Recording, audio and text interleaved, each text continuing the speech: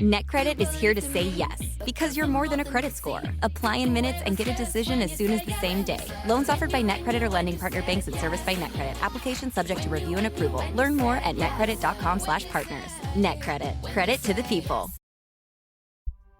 James, you're a veteran and household chef and student. You're an Ander. National University supports the whole you, so you can focus on what's right in front of you. Learn more at nu.edu.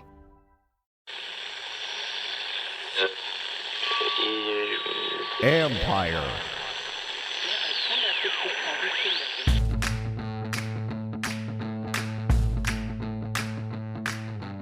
Hello and welcome to my podcast. Do me a favor, subscribe to the John Conn Report wherever you get your podcast. You're watching on YouTube, hit that like button, hit that subscribe button. You can find us there as part of Empire Media, AMPIRE. Always much appreciated when you tune in. And don't forget, you can always read my work on ESPN.com. So today I'm talking to former Washington Commanders tackle Charles Leno. Now, I wanted to bring Charles on not to go over a lot of things that happened in the past or anything like that. A lot of this was just looking forward.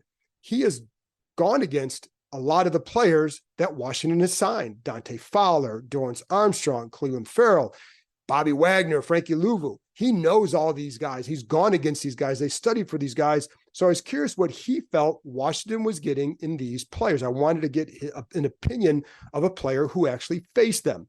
I also found out his thoughts on guys like Jamin Davis, Ricky Stromberg, Sam Howell. And then, of course, some of the things that he felt were needed to change out with the Commanders, and just what Dan Quinn can bring to help do that. He's very high on Dan Quinn. And this is what's funny, is guys who have been cut by Quinn or whatever, or pass over for jobs by Quinn, still really respect the guy because of how he runs things. Anyway, you can put Leno in that category as well, and just the things he's heard. But we go over all that. And then I also ask him about the situation that he and his wife had to endure during the middle of the season with the miscarriage, and just how hard that is to play through. Because listen, folks, at the end of the day, they're humans just like all of us. And you have things you have to deal with, and you have to go play a game in front of many, many, many people. It can't be easy. So I talked to him about that. And so there you go. That's why I wanted to bring him on. And so I hope you enjoyed. Charles was very good. He has good insight onto these players that Washington signed. So, and oh, by the way, I will be at the owners' meetings Sunday, Monday, Tuesday, and I'll be having content throughout the time that I'm down there. Get a chance to talk to Dan Quinn and Adam Peters for the first time since they signed all these free agents. So I'll do some reports each day from there and just fill you in on what's going on, what we learned, etc. So, and by the way, if you're wondering, why does he look so spiffy on the weekend? Because I'm going to a wedding, folks, in Richmond. Then I'm going to fly from Richmond to Orlando. So there you go. Anyway, that's it from me. Now, here's my conversation with former Washington Commanders tackle Charles Leno. Trades, free agents, quarterbacks, and all kinds of adventures await the Commanders this offseason. Looking for an adventure of your own? The Adventure Park at Sandy Spring has you covered. The country's largest ropes course and zipline park, located in Montgomery County, Maryland, is now open. Named Best Amusement Park and Climbing Destination in the DMV 2 years in a row, the Adventure Park at Sandy Spring is perfect for birthdays, corporate outings, groups, and families. With challenges anywhere from beginner to expert, there is something for all skill levels. Anytime you're thinking about reaching new heights, make sure you know before you go. The Adventure Park at Sandy Spring is the only ACCT accredited park in Maryland or Virginia. Staying on the ground? Give axe throwing a try. You can throw at traditional targets or play any number of interactive games. You can even upload your own image. So there you have it, folks. Climbing, ziplining, axes, food, and bonfires right in your backyard. Reserve your adventure today at www.theadventurepark.com/kind. That's www.theadventurepark.com/kind. Well, Charles, it's good to see you again. And for people listening, Charles is good enough to retape this because we had some internet connections earlier. Been a really good sport to do this again. So I wanted to give him a special thanks and appreciation. But going back to what we were talking about earlier before we got interrupted. First of all, let's start with your health. How are you feeling? You had the hip surgery recently. How you feeling? Nah, I feel good. Got what I need to get taken care of. It's all they had a lot to. Doc had a lot to get in there and work on me. So, but he got it all out, got me all fixed up, and I'm feeling good. Still crutching around just a little bit, but can't wait to get off these bad boys. You see, they follow around me everywhere I go.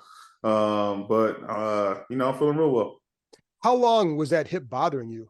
I can't explain like how long. It's just been, chronic over time. It just adds up over time, playing the game for as long as I played it. I don't know how, like, my wife's my statistician. I don't know how many games I started, in a row and all that, but playing that many games, not missing time, it just adds up over time, wear and tear on the body.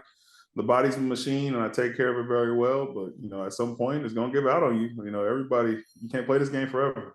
No, you can't. And so speaking of which, what does this mean for your future with the NFL? Do you want to keep playing? Yeah. So my future is in my hands now, depending on how I feel later on. I will go from there. Got to be the right situation. I want to be happy and motivated in where I want to go. Because that's what's most important to me. Because right now, being a dad, being a husband, a father, those things matter the most, and they always will. They always take precedence over football. So I'm going to do that. Like I mentioned earlier, I had a day yesterday. Me and my wife had a day yesterday making slime with our daughters, and it was fantastic. I loved every moment of it. So if I can keep having days like those, who knows if I play football again. But the door is always open, and I just want to get healthy first. That's first and foremost. And I want to get your scouting report on some guys, but was there any surprise at all when Washington released you? No, not at all. They knew I was getting surgery. I kind of figured they would, because if I'm gonna be out for some time, why would they keep me on the roster? I mean, that didn't make any sense, you know what I'm saying? So I don't have any hard feelings towards Washington or anything like that. Like I am A-okay. And I know Dan through some people, and I know he's a really, really good guy, and I know what type of culture he's going to bring, and type of person he is. So hopefully they change things around there. How big a change do you think he can make based on what you know? Man, from what I hear from people I talk to around the league, because at the end of the day, the NFL in a whole grand scheme is a large brand, but the league is really small. So you can pick up the phone and call somebody that knows somebody and get to wherever you need quickly. But from what I know, just a stand-up guy. He's about business. He's about relationships. He's about developing relationships. A player's coach. And wants to, do it the right way. He's about the process. Those things matter, those things actually matter big time when you want to change your organization around. It's all about the process. You're not trying to win a Super Bowl. You know what I'm saying? That's not the goal. The goal is very small. You know what I'm saying? We're trying to compete first. You got to learn how to compete. Then you got to learn how to win. Then you got to win a Super Bowl. So he's going to do it the right way. And I got nothing but wish nothing but the best for him. So among the things, they brought in a lot of new guys. You have faced some of these guys. So I want to run down through, and that was a big part of why I want to talk to you too, because your scouting report on these players. So let's go through, because some of these guys you would have faced. First of all, Dorrance Armstrong, defensive end that they signed from Dallas. Yeah. So, man, it's funny. I wish I had my notes, you know what I'm saying? My notes from the game. But I remember him because I played him so many times. But Dorrance Armstrong, you got, first and foremost, he's a really good athlete. He's really rugged in the run and pass, and versatile. You know what I'm saying? Like, that's one of the biggest things that he is. He is versatile. He's not going to line up just over left tackle. He's going to line up over right tackle, left guard, right guard. I don't know, maybe line up over center. But he's going to line up all over the place because he's a really good athlete. And really tough. I think he's really tough. Like just a guy that's going to keep coming after you no matter what. You got to, every single time you buck up your chin strap and go out there, you got him lined up across you, it's going to be a battle. You know what I'm saying? So you just got to make sure that you are locked in with that. Like some of the others, Armstrong, they're not these big defensive ends, right? So they're a little bit quicker, and maybe are they a little bit quicker, twitchier than what Washington has had. Not that it's better or worse, but just different. But so how, the quicker twitcher stuff, what kind of problems does that pose for a line? Yeah, so those things pose like it's the versatility aspect of it. When you have somebody that's quick twitch and things like that, they're not just going to line you up over the tackle. Just be like, all right, let the best blocking player or right tackle block you guys. Line up over the guard, see if he can move his feet. Let's spread him out. Let's run him over the center. Let's see if he can move his feet. So that's the problem that they give you. And so the other, there's a problem too for the other side. The con of having those small defensive ends. What is the con? Yeah, so you saw the con, I feel like, with the Green Bay Packers in the playoff game. You can run the ball. You have to have stout guys in the middle, but if the edges aren't being sealed and held off and guys in the middle are getting ran all the way to the sideline and guys on the edge are getting ran all the way to the sideline, then that's gonna be a big problem for your defense. You're gonna leave big holes in there, and those guys in the middle can't run sideline to sideline. That's not their job. You know what I'm saying? They're supposed to be taking on blocks. So that'll be the biggest issue moving forward with small twitchier guys on the edge. How much do they help by the Payne-Allen combo inside? And we'll get to Bobby Wagner, but you got Wagner, you got some new linebackers. How much can those smaller, quicker twitcher ends be helped by the two interior guys? But yeah, those guys got paid for the reasons that they got paid. You see it, the proof's in the pudding. You see the tape, turn the tape on. You see what those guys do. Payne, in my opinion, is more rugged run defender than John. John's more the pass rush, splash play.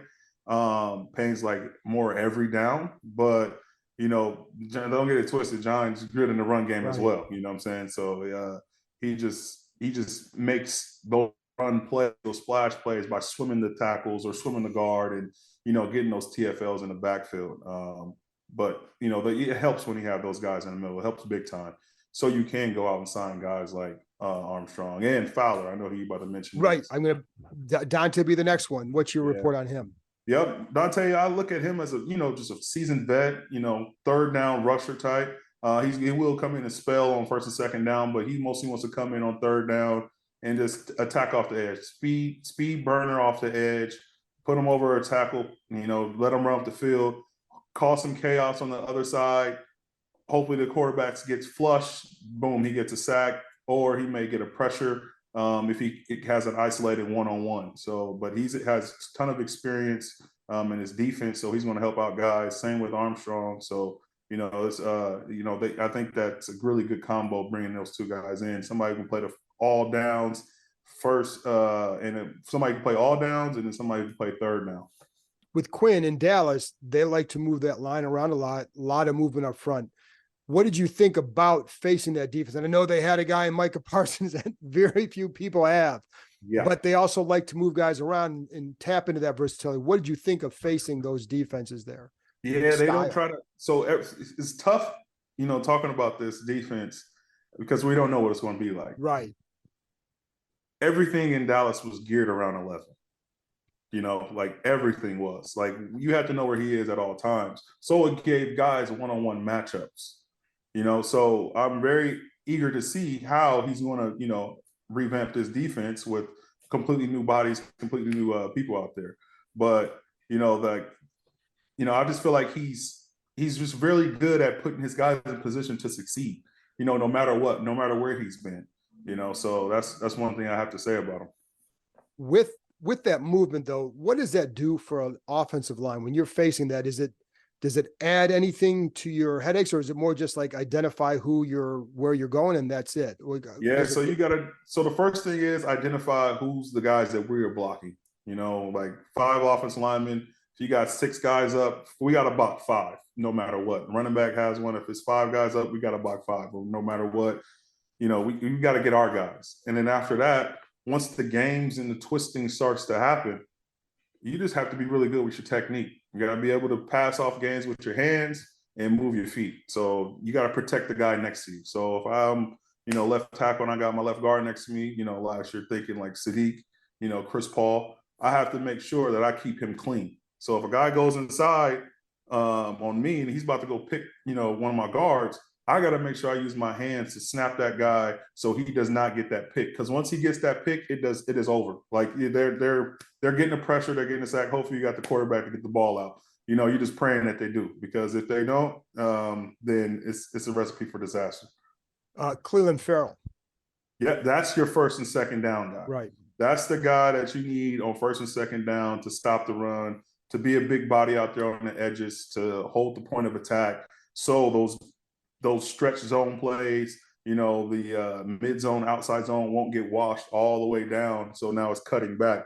He can hold the edge. It stops right there. Now it cuts back one gap sooner. So then your guys like John, your guys like Payne, Bobby Wagner, and Davis can make the play. You want those guys to make the play in the middle. You don't want it to get pushed all the way down and then cut up, because that's the recipe for disaster against the defense like that. We got smaller bodies. What does Cleveland do well as a run defender? Why is he a good run defender? I know he's got talent. He was drafted fourth overall, but why? What makes him a good run defender? Man, just extremely long arms, physical at the point of attack. That's what makes him really, really good run defender. I remember playing when he was on the Raiders. It's only a few guys in the league that I feel like, I got long arms. I can get my hands inside. I remember one play, he got his hands inside on me, and I'm like, oh, snap. Like, I could barely get my hands inside and reach him. So I know he got really long arms, and he does a really good job with extension. Bobby Wagner's coming over here too. I know you would have faced him a few times over there, including this past year. What do you think of him? What do you think he still has and can offer here?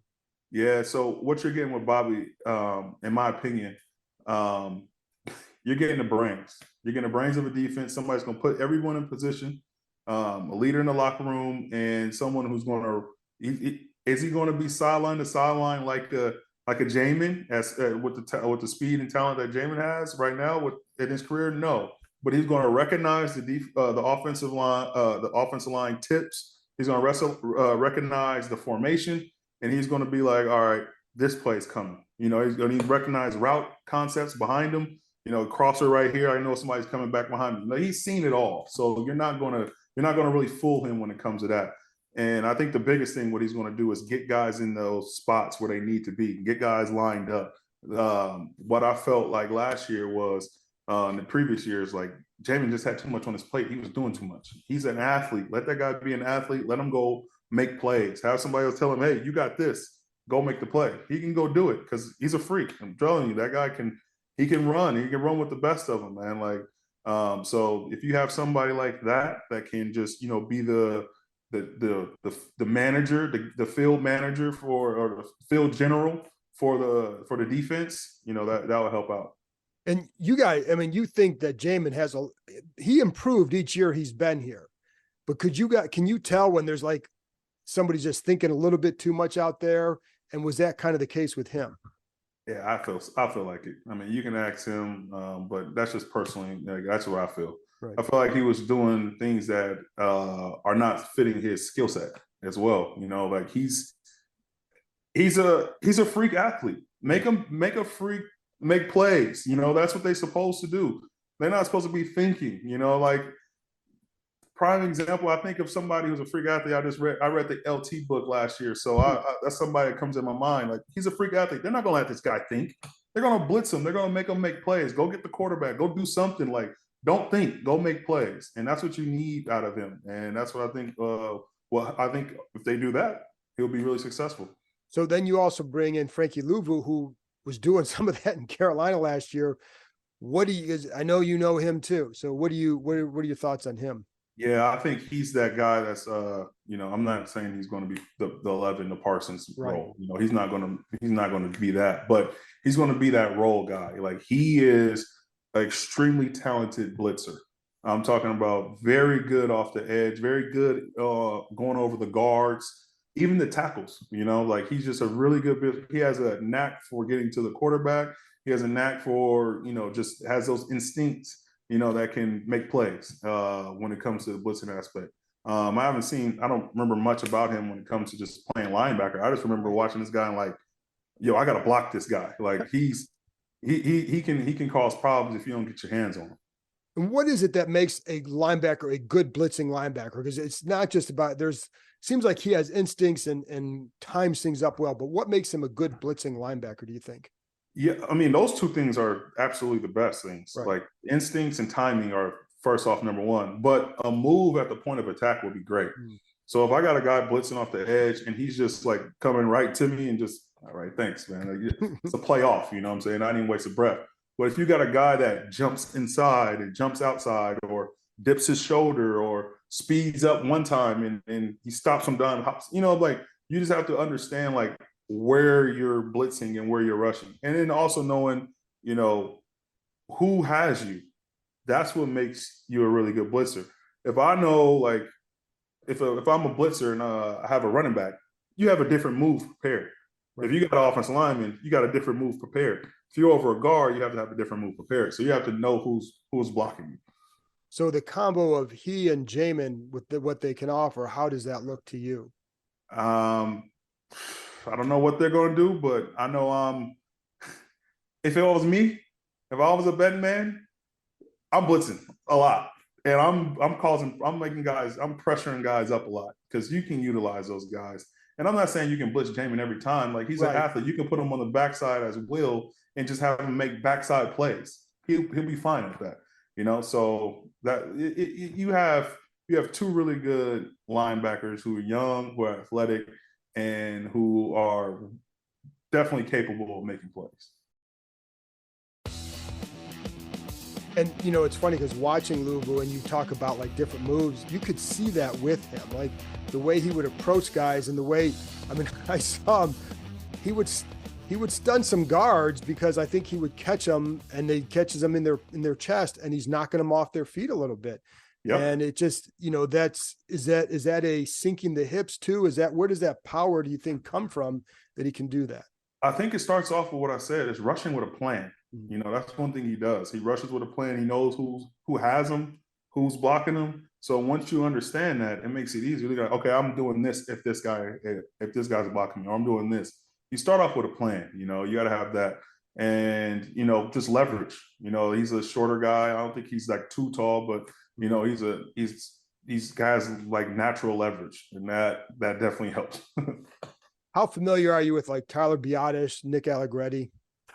Biadasz, I know, you know, you watch plays, you know, you watch games, you know, crossover games throughout the league. What Biadasz is going to give you, I feel like, is first and foremost toughness to the offensive line. The guy plays extremely hard. He's going to be gritty, and he's going to help. What I believe they're going to do is draft a quarterback. If they don't, then that's kind of crazy to just setting them jobs up for failure. But, you know, you want to have a guy that's, you know, veteran who's going to understand how to, you know, help his young quarterback out. Right. So that's what you want. What did you think of Stromberg?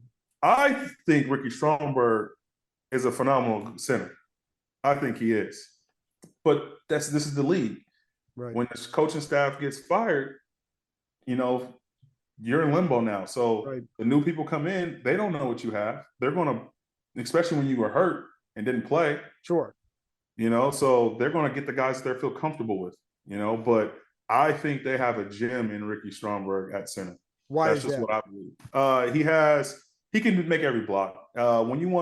First thing I look at as an offensive lineman when it comes to center is how well are you with a reach block? He reaches guys great, like really, really good. And then you can just because I've seen it in training camp and he wasn't going against the ones and things like that, you can just tell off of the footwork, you know, and how fast he's moving, you know. So, and he's just a really smart guy. He understands the game. You know, I got a moment just thought of in my head when he was when he came in and when Sadiq went down against the New York Giants. He's all talking to me in a play, and I'm like trying to tell him where to go, and the ball's getting snapped, and he's laid off the ball. There's just a lot going on, but that's moments that you need to have. Like him having that experience will let him, you know, calm down a little bit when the real bullets are firing, you know, are flying. So I think he's going to have a really good career, whether that's here or somewhere else, whatever it is. He's going to be a really good center. That's just my personal opinion. So they're going to draft a tackle too, or they need to find another tackle because they still don't have your replacement. Rookie left tackle with a rookie quarterback. What do you think? That's fine. There's nothing wrong with that. When you're picking a quarterback at number 2, he'll make it work, or he better make it work. You better learn quickly. That's both tackle and quarterback, you know. Right. You know, so that's my opinion. You better learn quickly. But then also, you two are coming in the league together, right? What better best friend would a quarterback have than a left tackle? You know what I'm saying? Who just got in the league with you? You guys can grow up together and, you know, play 10, 15 years if you wanted to. You know, so it can be a really good thing. You just got to make sure that offensive coordinator wise, you help the tackle if he's struggling. Like, that's what some things I think like offensive coordinators forget. Like, when a guy's struggling, like, you're the game manager, you're calling the game. You feel that, you see that. If a guy's struggling, throw a tight end over there, throw a running back over there, throw a receiver over there. Give the man some help. Pull the full slide the line sometimes. Roll out, bootlegs, you know, screens. Help him out. You know, that's one thing that you have to do as an offense coordinator. And that's, yeah. And I don't go down that whole road at this point, but did you guys feel like that was done enough for you guys last year? You know what I will say, last year, it was a lot of growing, you know. I mean, you have a new offensive coordinator, you have a completely new, almost completely new offensive line, you have a new quarterback, like, and you're installing a new system. Yeah. You know, like, right. That's tough. So that's the first thing I'm gonna say. But I also felt like over the course of the year, you can see what we do well, and you don't go to that, and you continue to just run the plays that you want to run. You know, I just feel like that's malpractice. You have to understand, like, this is what we're good at. We have to run this and do this until, you know, you're blue in the face, because at the end of the day, like, this is what we're good at. Don't try to force feed things, and, you know, that's when things can go bad and turn wrong. B-Rob, how good do you think he can be? Man, the guy's really talented. He actually can catch. His first year, I didn't think he could catch, to be honest with you. But no, he can catch really well, and you know, just a real power back, but not power. He has really good instinctive ability to, like, read the run.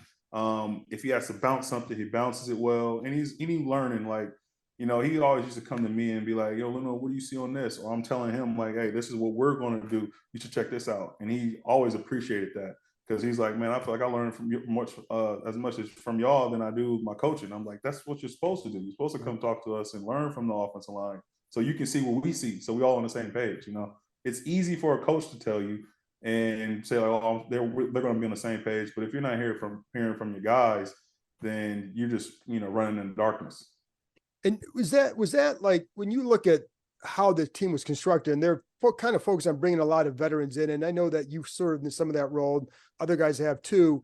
How did you feel like there was any sort of a leadership void at all here, or was it just things just spiraled? Yeah, I mean, talking about this last past year, you're right. Yeah. That's what I'm saying. To be honest with you, I can say I wasn't the best leader. I mean, I went through some things in the middle of the season you know of, and I was, you know, really reserved after that. I was really, you know, hardened. So I can say for myself, I wasn't the best leader. I know for a fact about that. But leaders create leaders. Right. That's one thing I learned throughout this league. So you can say what you want to say. It always going to start from the top. Yeah, players are supposed to lead, but if you don't get that leadership and that trust from the top, then why? You know, there's no why, you know, coming from a player standpoint. That's my opinion. Sam Howell gets traded. I know you guys seem to really like playing with him last year. What were your thoughts on just how it went for him, and then him now getting traded? Yeah, and, you know, just shoot. I mean, you can look at the positives. I can talk about the negatives and all that and bring up. Oh no, just anything. I can talk about all the stuff, but I'm gonna talk about the positives here. Was he the first Washington quarterback to start 16 games in, like, how many years, right? It's Kirk. Throw for 4,000 yards, from, like, you know what I'm saying? Like, stuff like that, right? That's positive, you know. So what the Seattle Seahawks have is a really good insurance policy if anything goes bad. I know that for a fact. What I love about him, and I always would say this, the dude is just Sometimes he's too calm. Yeah. I'm kid you not. Sometimes he's just too cool. Like you want that. I wanted him more to speak up and have more sense of urgency because everybody's looking at you. So that's where the leadership comes from. It always comes from the quarterback, no matter what. You can have guys on defense, offense, all the special teams, whatever. If it's not the quarterback speaking, it's really tough for a team to, have leadership. So that's first and foremost I'm gonna say. But I understand he was young and he just now getting into the role. But I don't know, man. He was just too cool. Just too cool for no situation was too big. The guy was just always like, he get hit, he get himself right back up, and he'd be like, "Hey, my bad, y'all on me, boys. Let's get the next one." All right, cool. I appreciate that. That's ownership. That's leadership right there. That's the leadership I seen, from him. So, yeah, I mean, is it unfortunate for him? No, because I look at it like this. Gino, he got traded or got picked up by the Seattle Seahawks and turned his career into something, right? So you never know where your opportunity is going to be. Right. So I tell my guys this in the offensive line room, and I tell people this all the time. You're auditioning for 31 other teams. Yes, you want to make this team, but you're auditioning for 31 other teams always. So put good tape out there. He's a tough kid.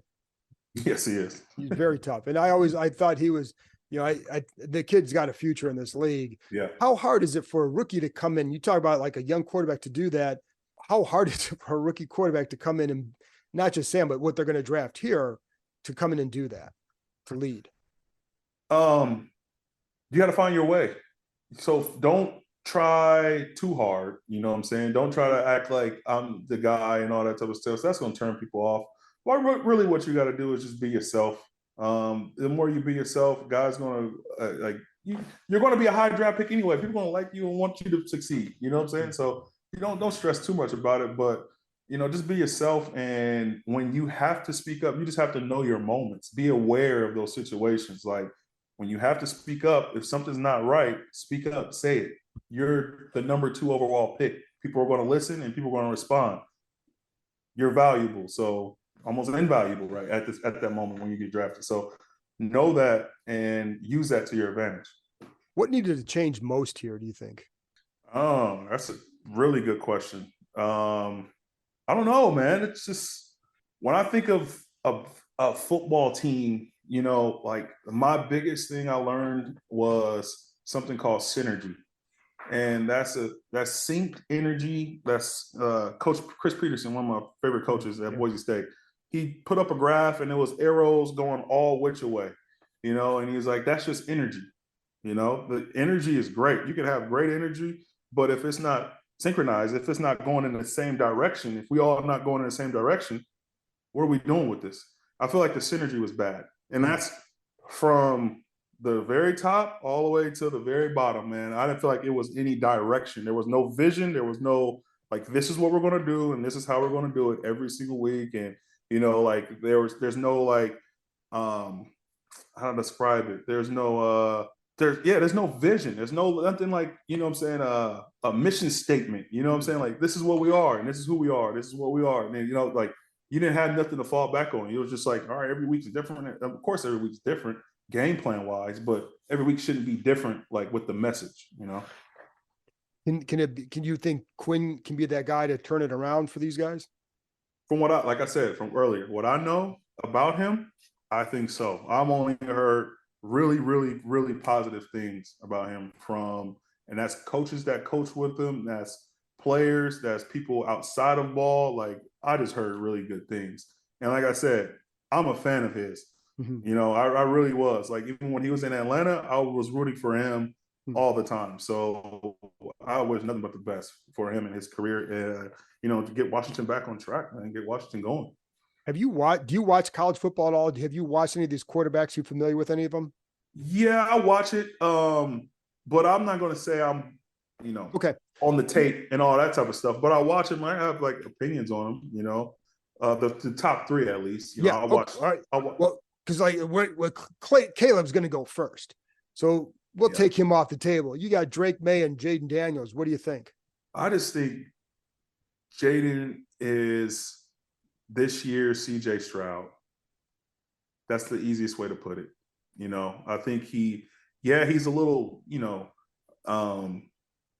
little lanky, a little thin, but he played in the SEC. He took massive hits. He got up every time and won the Heisman. That speaks a lot, right?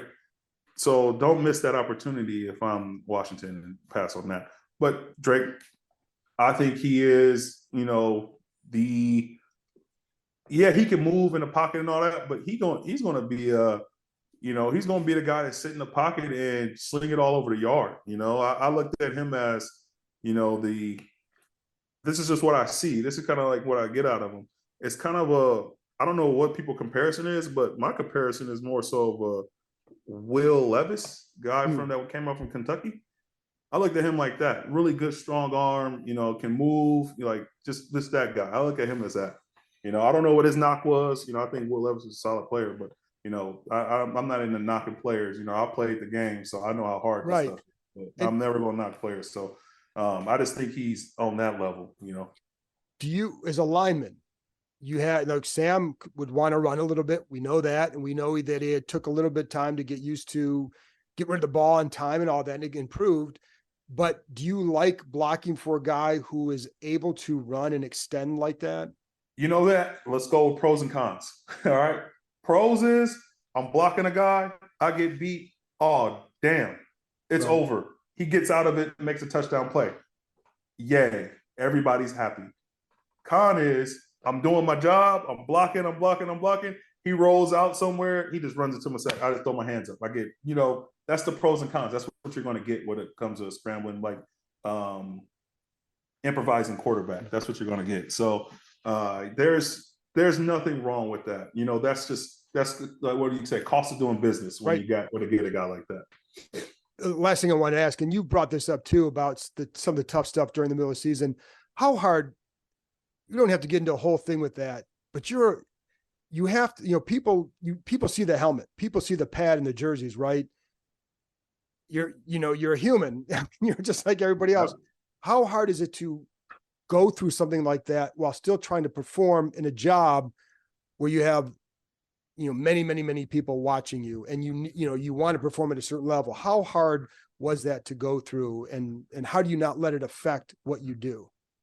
Yeah, it was, looking back, it was extremely hard.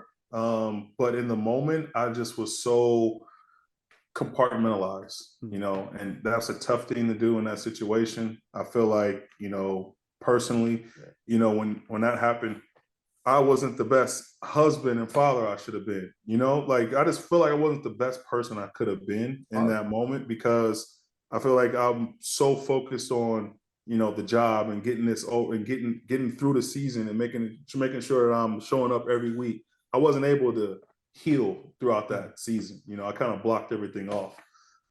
So after the end of the year, having that moment and having that grieving moment and healing moment to myself, I realized, like, yeah, man, I could have been better always. I always realized like I could be better, but you don't know that when you're going through it, kind of, it's like one of those things where you're going through life and you may not be realizing that you're going through a tough time until the tough time is over. And you're like, wait, hold up. Like, damn, I can't believe I just got through that. How did I get through that?